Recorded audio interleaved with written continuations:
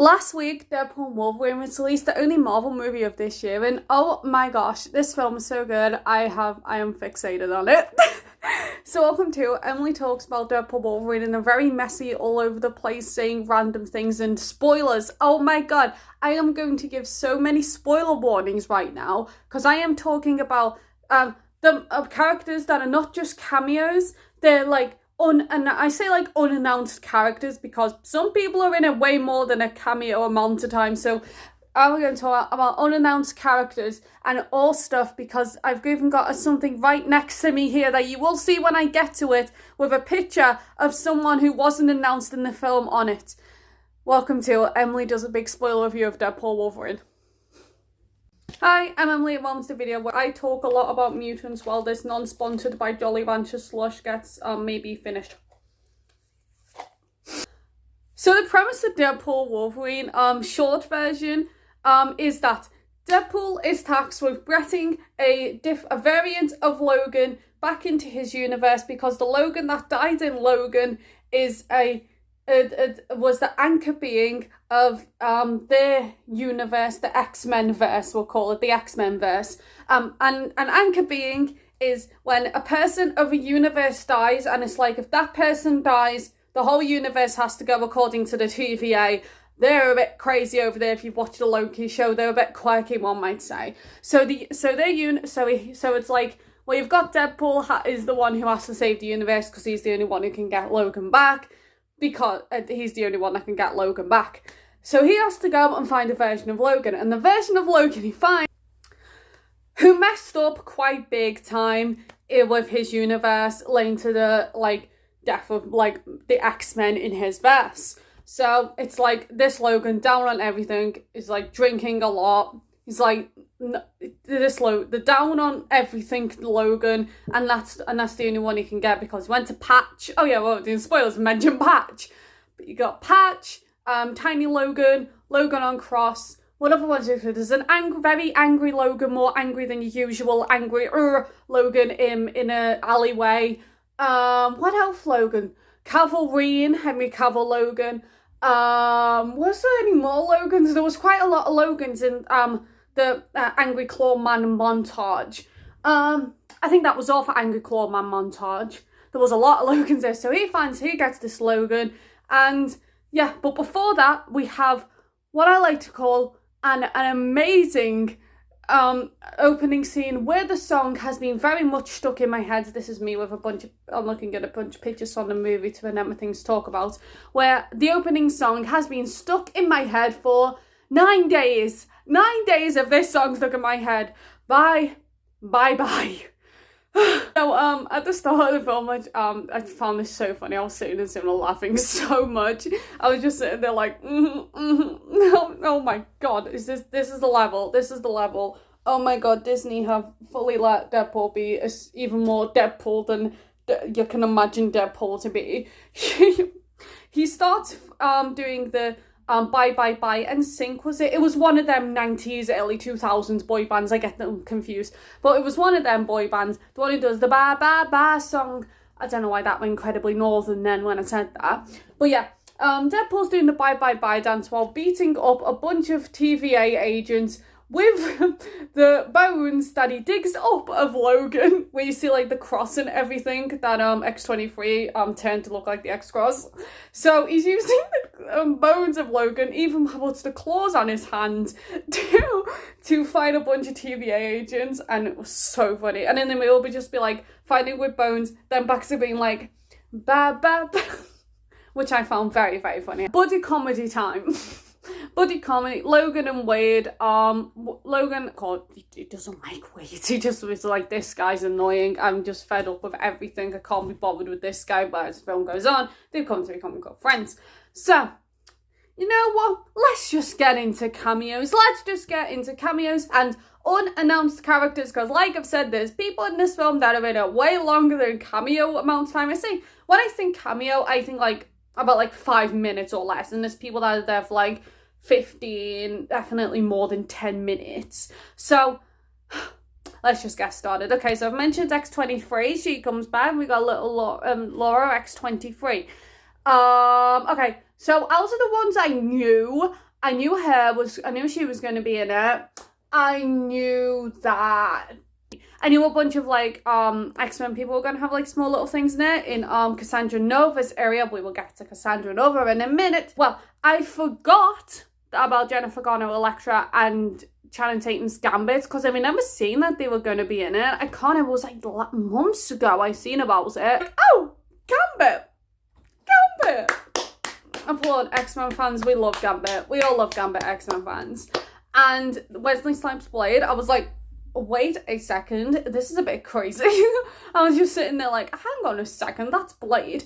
And also, the first of the unexpected characters that are longer than a cameo appearance, so one class as cameos. Give me one.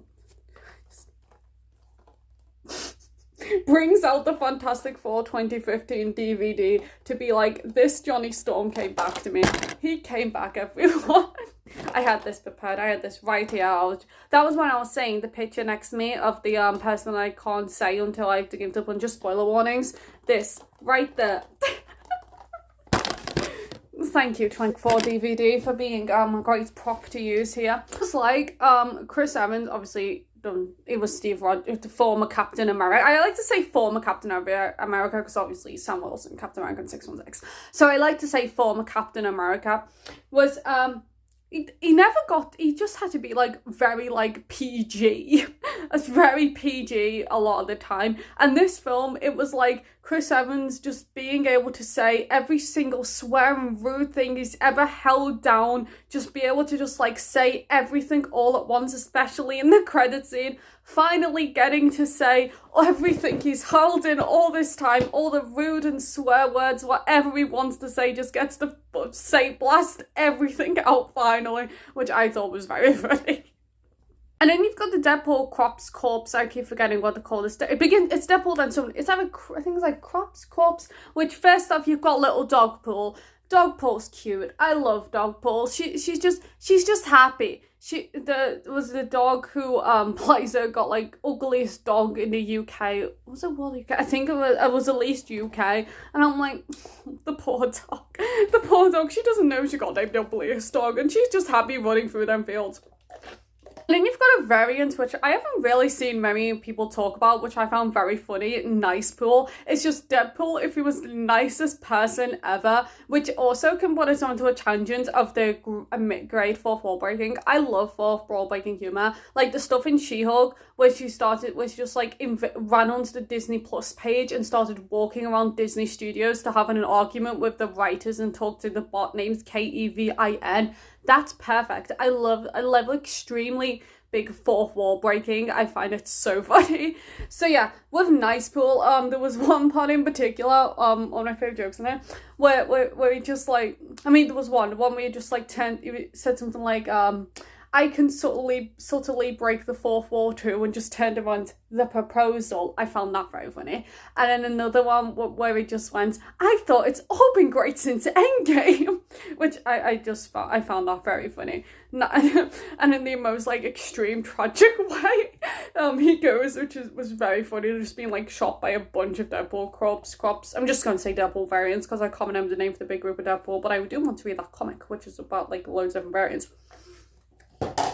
I have just spilled the slush I mentioned at the start of this video. I was going to say stream video. I've just spilled some of it on the floor and also dropped the slush. So that is something that can't be drank anymore and just need to be cleaned up. 1 second. The Deadpool variants group, let's just call them that, the variant group, because like I said, common everything. So the Deadpool variant group, you've got, who have we got? Who can I remember? Lady Pool, Kid Pool, Baby Pool, Deadpool 2099, or I might be getting that confused with Spider-Man 2099, but I'm just going to say Future Pool. I'm just saying Future Pool. Welsh Pool, I think there was Samurai Pool, obviously Nice Pool, Dog Pool, Deadpool in this one. I think there was over 100. I'm sure one place said it was over 100. But they're the ones I can remember off the top of my head. Speaking of which, I really like the costume. I don't know if it was like costume or CGI. I think it was costume for the futuristic Deadpool. I really like the the mask and stuff for that. I thought that like really good. I really like that like costume. That it was only on screen for like a minute, but I did really like that costume. Speaking of costumes, I suppose we haven't said already that yellow and blue. As someone who, like a lot of X-Men fans, was so obsessed with X-Men 97 this spring, seeing that yellow and blue, it was just like a minute, like a second of, feel like I'm watching the animated show, X-Men 97. I was like, oh my god, yellow and blue, you're here. It's like when this spring. I'm just sitting there thinking about X97. And then when he done like that and the helmet, the helmet as well. I was in the cinema, and UK cinemas are very different from American cinemas. In American cinemas, I see videos of people like jumping out the chairs screaming, but in the UK, watching like a film like this with a bunch of surprises, it's just that everyone's just like silent gasps or just like laughing like that's what it's like. But there was this in the yellow, when the mask came on for Wolverine, I've never seen this person who was like sitting in 3 rows in front of me that just went like slow fist up, like yes, like this, slow putting like fist up to the air, like he's done it, he's finally done it. And I was just like, same. I was just looking over like, me too, guy, me too. Back to the fourth wall breaking, because this picture here just reminded me of it. The jokes with Kevin Feige, Disney, Marvel, the Paul Rudd finally aged one where they see like the giant corpse of Giant Man or Big Man, whatever it's called. I think it's Giant Man, I can't remember. But the giant like Ant-Man thing, which leads us on to Cassandra Nova, because that is her base. Now for Cassandra Nova, the character's pronouns she, her, but the actor is they, them. So I'm going to do saying she, her for the character, different pronouns from the actor. So yeah, Cassandra Nova, the twin of Xavier that have never met, or I don't think they've ever met. I'm not sure. I don't know if it's same like comics lore, but in this I don't think they've met. Don't even know of each other. Don't even know each other's.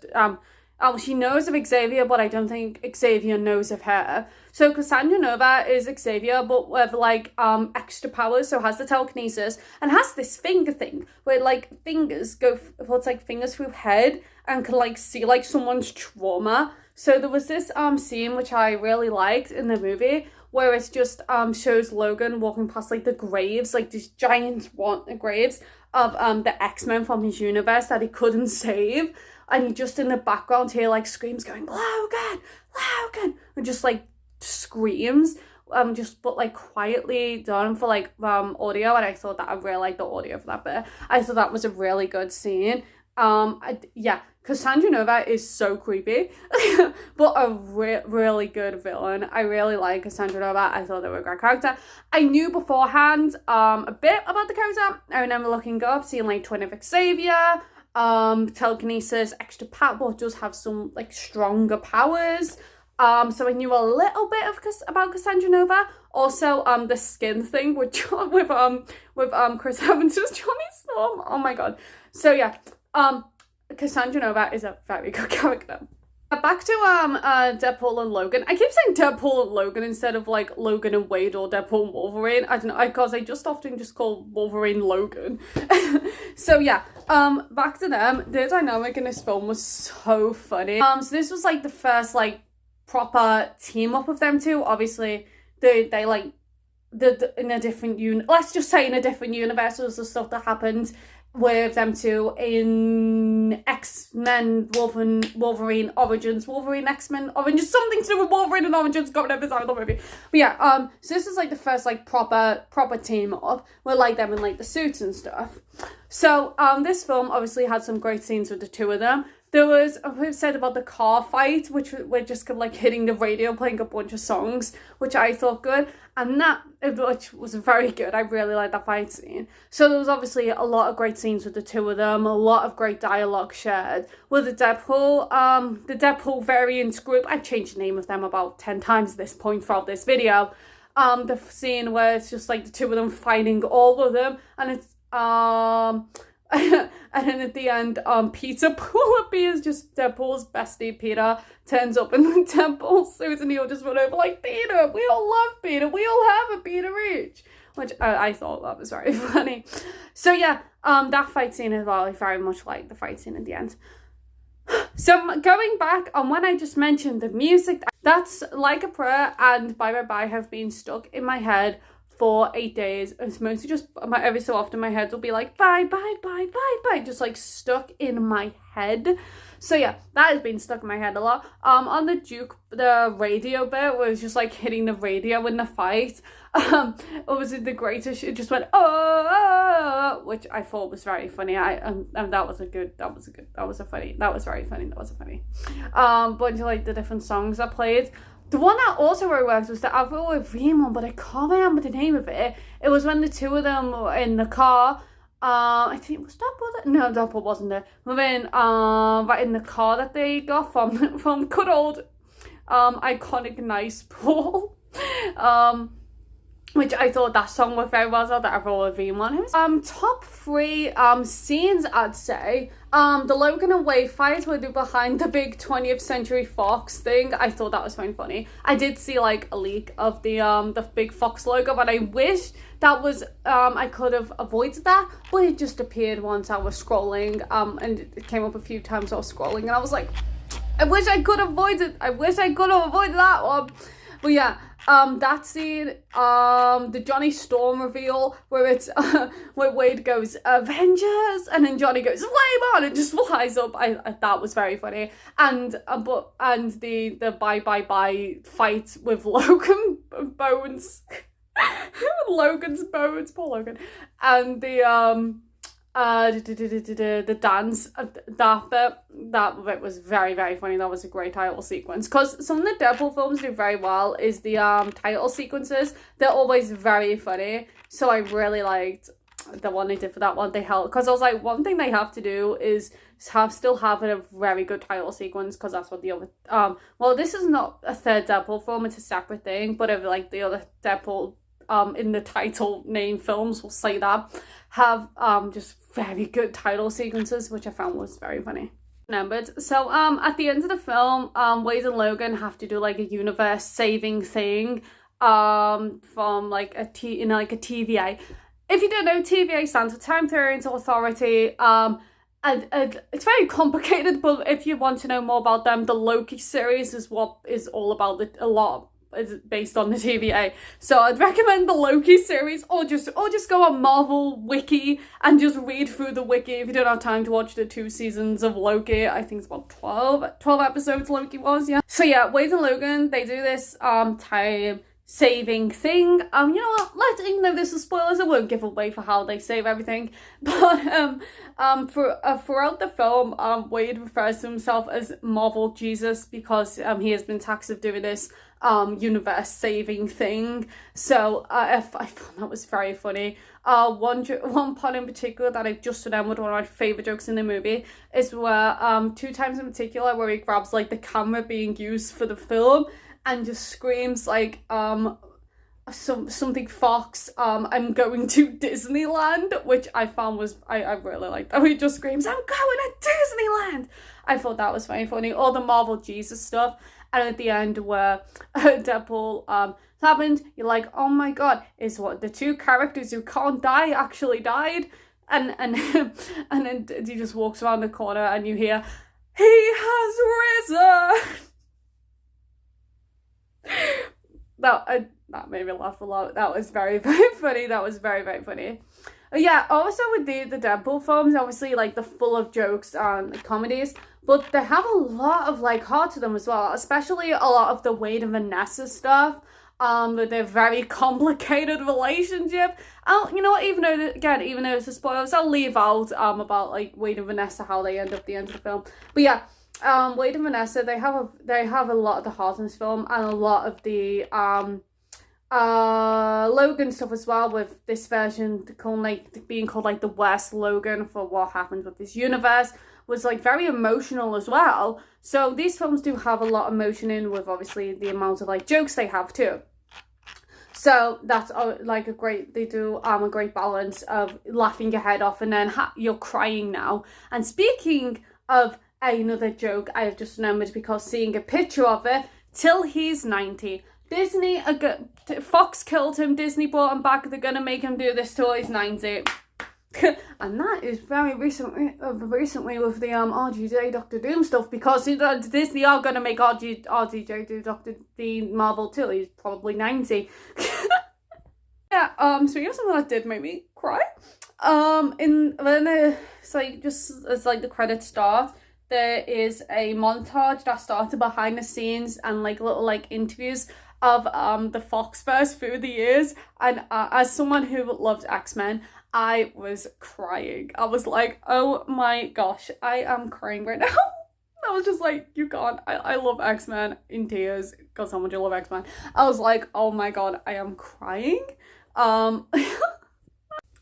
So yeah, that with a lot of stuff in this film was a big like love letter to not just X-Men, the whole Foxverse, which was very like surprisingly emotional, because I certainly a few people thought was going to be Deadpool kills the Foxverse, reference to the comic Deadpool kills the MCU, I think was the comic called Marvel Universe. It's one of the like most famous comics, but it was actually like a big, I'm saying it is, and I've said it's a big love letter to not just X-Men, the Foxverse in general. Might have just repeated myself several times then, but yeah, that's what it is, like a big love letter to the movies and comics and like X-Men Legacy and Fox Legacy, which was very nice to see, very good to see, because it was like, thank you Fox, like a big goodbye to that side of Marvel with obviously Disney owning Fox. So it was like a big thank you and goodbye to that universe.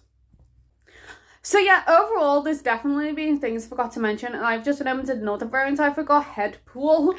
So overall, Deadpool and Wolverine, and I love that movie. I love it. Obviously, like, yeah, costume, the surprise unannounced characters, dog pool, like, it's such like a funny, beautiful movie. I love it. It's amazing. It was just so good seeing like so many like X-Men mutant characters in a Marvel movie. Also, speaking of which, only a lot of people thought when there was that portal picture and video was going to be them in the MCU, but it was just like what Cassandra made to put way back into the universe. Only one scene was in the MCU, and that was a very funny scene with Deadpool trying to doing like an interview to try and join the Avengers. Obviously didn't go to plan, with Happy Hogan, which was like, oh, Happy, nice to see you back after these years. So yeah, like I've said, I love this movie. It's amazing. I love it. Such a good movie. Thank you. As an X-Men fan, very happy with this movie. Cried. Yeah, so this has been good. I could just talk about this movie for ages, but I don't know how long this video has been. Well, it's definitely have been rambling, and I have 100% because I forgot to mention some big thing that I forgot. Yeah, so if also wanted to say the promotion for this movie has been so funny. Like, the big face popcorn bucket, the necklace, the best friend keychains and stuff. The marketing has been amazing. I like when movies go like over the top of marketing. It's very funny. So if you enjoyed the video, people, you know what to do. Like, subscribe for Twitter at EmilyRoseLive and the Twitch, EmilyRoseLive. We're on the Twitch. I've also done a spoiler special stream of this movie, and before that, like a build-up talking about all X-Men in general, big X-Men talking stream, which is on Twitch. Go on the VODs and you can watch that, me rambling about X-Men for about 2 hours. Yay. And I'll see you next week. Bye. Johnny Storm. Bye.